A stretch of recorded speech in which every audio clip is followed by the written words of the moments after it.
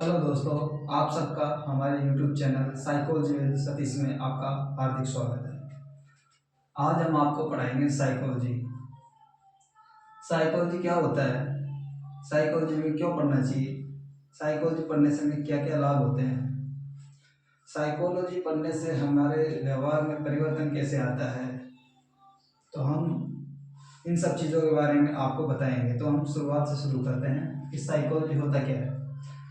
Psychology का हिंदी अर्थ होता है मनोविज्ञान। ठीक है, साइकोलॉजी मनोविज्ञान। मनोविज्ञान वह विज्ञान होता है जिसमें हम मनुष्य के व्यवहार, सोच, भावनाओं तथा मानसिक प्रक्रियाओं का अध्ययन किया जाता है।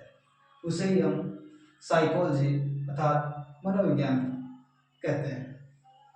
इसको हम इंग्लिश में ऐसे बोल सकते हैं कि psychology is the study of human and animal behaviour. ठीक है, इसके अंदर हम साइकोलॉजी के अंदर हम मनुष्य तथा जानवरों के व्यवहार का भी अध्ययन करते हैं। ठीक है, साइकोलॉजी दो शब्दों से मिलकर बना होता है। साइकोलॉजी दो शब्दों से मिलकर बना होता है, साइकी एंड लोगोस। साइकी का मतलब होता है आत्मा और लोगस का मतलब होता है अध्ययन करना। इसका फुल मीनिंग होता है कि आत्मा का अध्ययन ही करना साइकोलॉजी कहलाता है। साइकोलॉजी को जब शुरुआत में जब चलाई गई थी तो मतलब इसको दर्शन शास्त्र के रूप में जाना जाता था, फिलोसफी के रूप में जाना जाता था। जो जो समय बीतता गया, धीरे धीरे जो समय बीतता गया तो उसको मनोविज्ञान के रूप में ये बाहर आया वर्कर। अब हम इसको मनोविज्ञान के रूप में जानते हैं, पहले इसको दर्शन शास्त्र के रूप में जाना जाता था। ठीक है, साइकी एंड लोगोस दो शब्दों से मिलकर बना होता है। इसका मतलब होता है आत्मा का अध्ययन करना। ठीक है,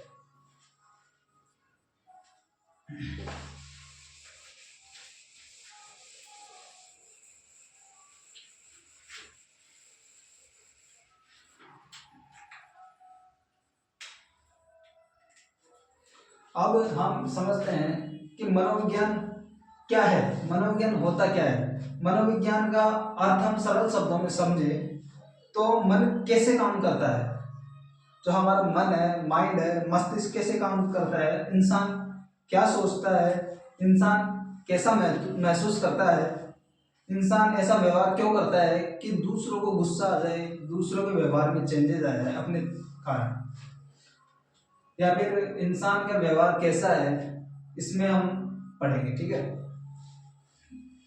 तो पहला टॉपिक है मनोविज्ञान क्या है।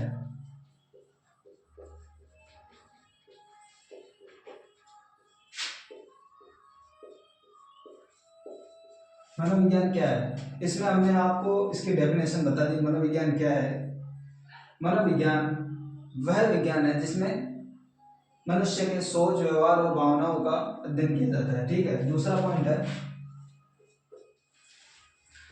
हमारा ये है मनोविज्ञान का अर्थ सरल शब्दों में।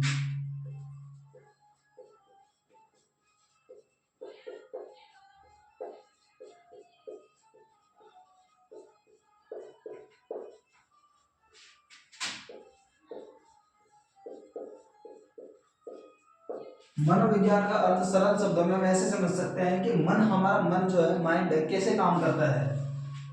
इसमें पहला पॉइंट है कि हमारा मन कैसे काम करता है,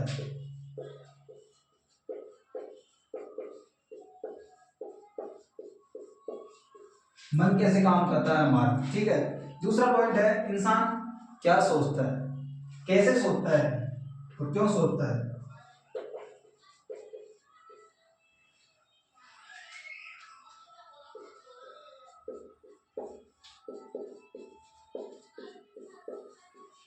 इसमें हमारा थर्ड पॉइंट आएगा इंसान कैसा महसूस करता है। जब हम किसी के दबाव में आते हैं, किसी के दबाव में आकर कोई काम करते हैं तो हमारा मन जो है बहुत ही चिड़चिड़ा हो जाता है, और जब हम फ्रीडम होकर किसी भी काम को करते हैं तो हम एंजॉय फील करते हैं, बहुत अच्छा फील करते हैं। तो इसमें तीसरा पॉइंट हमारा जो है इंसान कैसा महसूस करता है।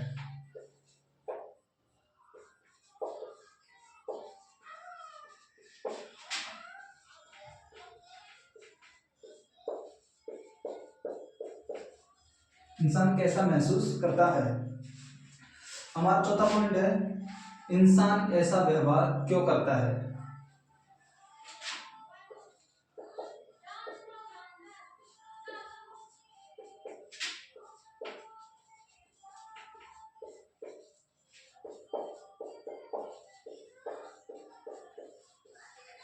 इसमें हमारा चौथा पॉइंट ये है कि इंसान ऐसा व्यवहार क्यों करता है कि दूसरों को गुस्सा आ जाए, दूसरों को आपसे प्रेम हो जाए, दूसरों को आपसे घृणा होने लग जाए, या फिर हम किसी की शक्ल देखना ही पसंद नहीं करें, या फिर कोई ऐसा होता है कि जिसको बिना देखे हमें नींद ना आए, चैन ना आए। इंसान ऐसा व्यवहार क्यों करता है।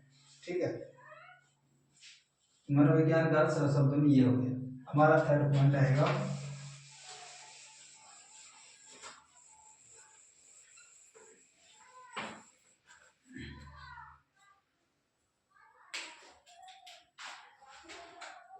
हमारा थर्ड पॉइंट है, हमारा थर्ड पॉइंट ये है कि व्यवहार क्या है।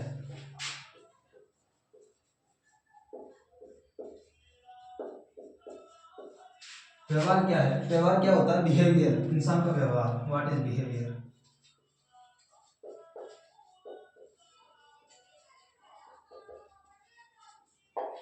What is behaviour. व्यवहार वह सब कुछ है जो हम करते हैं। व्यवहार वह सब कुछ है जो हम करते हैं, जैसे कि हंसना, रोना, पढ़ना, गुस्सा करना इत्यादि। इंसान हंसता है, रोता है, पढ़ता है, लिखता है, जो भी काम करता है एक्स वाई जेड सारे व्यवहार है। ठीक है, इसमें एग्जांपल दे देते हैं व्यवहार क्या है। हंसना, रोना, गुस्सा करना, करना इत्यादि। ठीक है, इसमें पढ़ना वगैरह इत्यादि तो सही।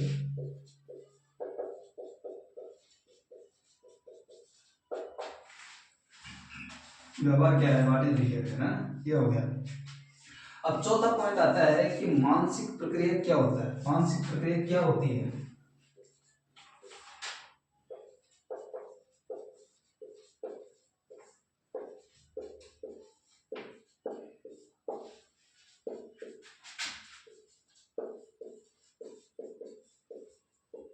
मानसिक प्रक्रिया क्या होती है, देखो,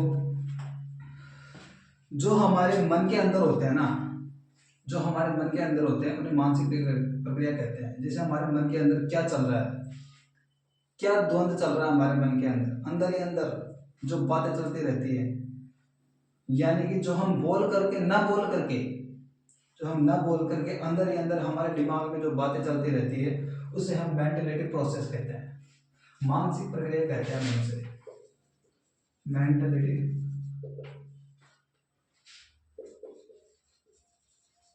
मेंटलिटी प्रोसेस कहते हैं इसे, मानसिक प्रक्रिया कहते हैं। जब ये मानसिक प्रक्रिया जो है, इसके अंदर जब हम ज्यादा मानसिक प्रक्रिया कर लेते हैं ना, जैसे थिंकिंग, ज्यादा थिंकिंग हो जाती है, तो ये गलत भी साबित हो जाती है। ज्यादा थिंकिंग नहीं करना चाहिए। तो इसके उदाहरण ये है, सोचना,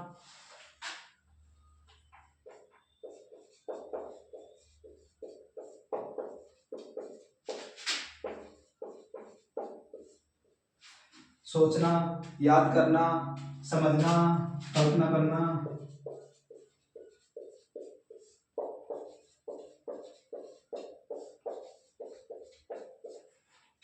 सोचना, थिंकिंग,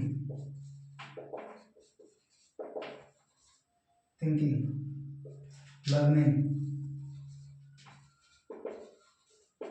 अंडरस्टैंडिंग,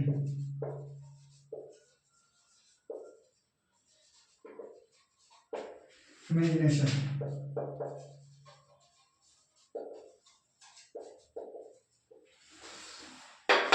सोचना मानसिक प्रक्रिया का एक भाग होता है, सोचना, थिंकिंग प्रोसेस। ये बहुत ही इंपॉर्टेंट होती है मनुष्य के जीवन में। अगर हम ये बंद हो जाएगा, हमारे शरीर में सोचना बंद हो गया, तो ये मान लो हम जानवरों की गिनती में आ जाएंगे। सोचना इंसान का कर्म है, लेकिन ज्यादा थिंकिंग हो जाती है ना, तो ओवर थिंकिंग कहलाता है इंसान। फिर ज्यादा ओवर थिंकिंग हो जाती है तो वो डिप्रेस्ड हो जाता है। बहुत ज़्यादा स्ट्रेस हो जाता है, वह अपने आप से जो प्रेजेंट टाइम से वह नाता तोड़ देता है और वह पास्ट और फ्यूचर में जाता है। दूसरा है याद करना, लर्निंग। लर्निंग प्रोसेस जब हम किसी भी चीज़ को याद करते हैं, जैसे किताबें पढ़ना, बुक्स वगैरह, किसी हिस्टोरिकल प्लेस पे गए तो वहाँ पे क्या चीज़ देखी हमारे दिमाग में फिट हो जाता है, याद करना, ठीक है। समझना, अंडरस्टैंडिंग। थर्ड वर्ड अंडरस्टैंडिंग, समझना, किसी भी चीज़ को देख कर, ऑब्जर्व करके समझना अंडरस्टैंडिंग कहलाता है, ठीक है। कल्पना करना, इमेजिनेशन, ये बहुत ही इंपॉर्टेंट रोल निभाता है ये मनोविज्ञान में, इमेजिनेशन। इमेजिनेशन एक ऐसी प्रक्रिया होती है जिसके अंदर हम बिल्कुल लो लेवल से हाई लेवल तक जा सकते हैं। इमेजिनेशन, अगर मान लो जैसे कि कोई भी बिजनेसमैन है, वह इमेजिनेशन करता है कि मेरे को शेयर मार्केट से इतना इतना प्रॉफिट कमाना है, तो इमेजिनेशन करेगा, शुरू शुरू में वो इमेजिनेशन करेगा। इमेजिनेशन करने के बाद, इमेजिनेशन करने के बाद वह रिस्क लेगा। रिस्क लेगा, क्या रिस्क लेगा? इन्वेस्टमेंट करेगा वो पैसों का शेयर मार्केट में।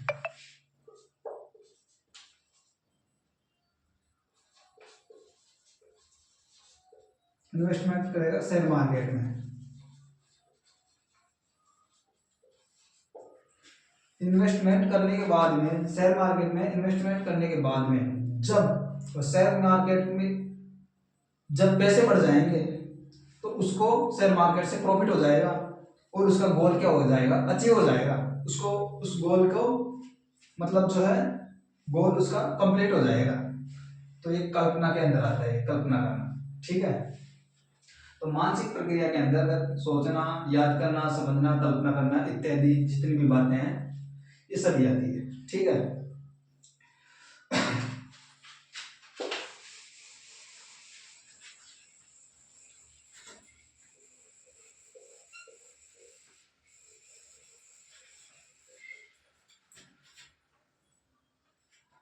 अब हमारा पांचवा पॉइंट आता है कि मनोविज्ञान क्यों पढ़ना चाहिए, या फिर ऐसे मनोविज्ञान क्यों पढ़ते हैं।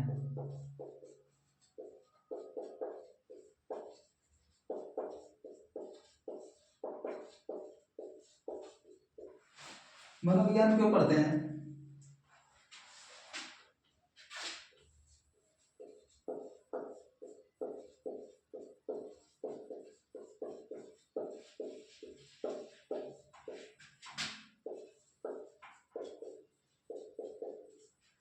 अपने मन को समझने के लिए, और दूसरा बात है दूसरे के व्यवहार को समझने के लिए।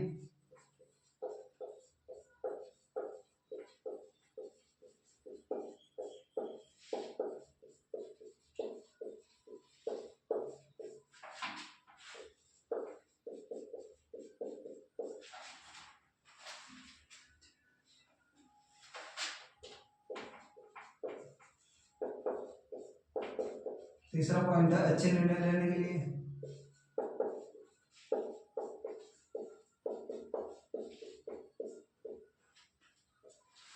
अच्छे निर्णय लेने के लिए। चौथा पॉइंट है जीवन को बेहतर बनाने के लिए।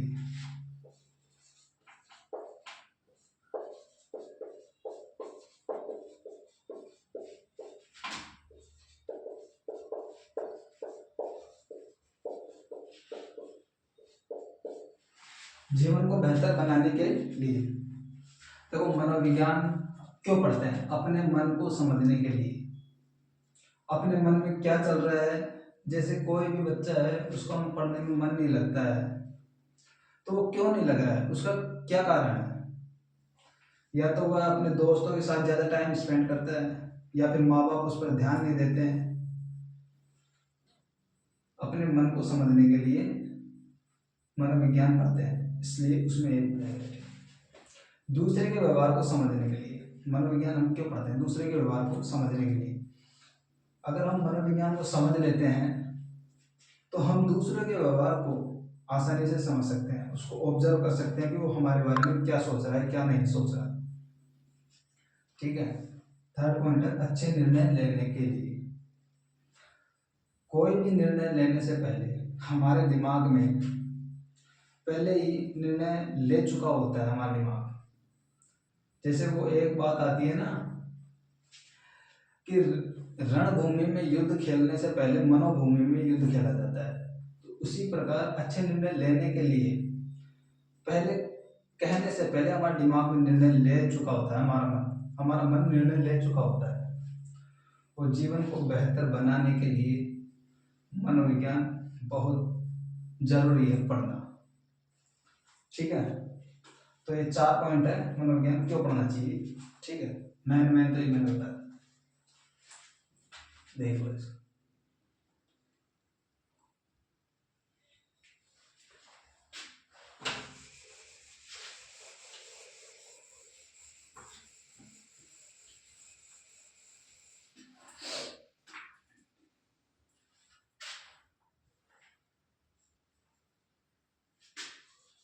बच्चों के लिए आसान उदाहरण।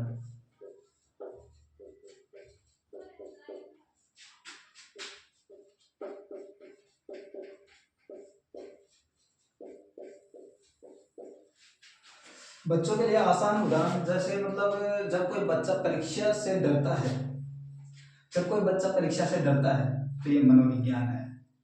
ठीक है, और जब बच्चा पुरस्कार मिलता है, बच्चे को पुरस्कार मिलता है स्टेज पर, तो वह अत्यंत ही खुश हो जाता है, बहुत खुश हो जाता है। तो ये बच्चों के लिए एक आसान सा उदाहरण है कि मनोविज्ञान बच्चों को भी पढ़ना चाहिए। इससे हमारे जीवन की रूपरेखा ही अलग हो जाती है मनोविज्ञान पढ़ने से। तो आज का हमारा टॉपिक इतना ही है। अगर हमारा वीडियो आपको अच्छा लगे तो वीडियो को लाइक करें, चैनल को सब्सक्राइब करें और शेयर करें और कमेंट में लिखे जरूर। Thank you. आपका साइकोलॉजी विद सतीश में हार्दिक स्वागत। धन्यवाद।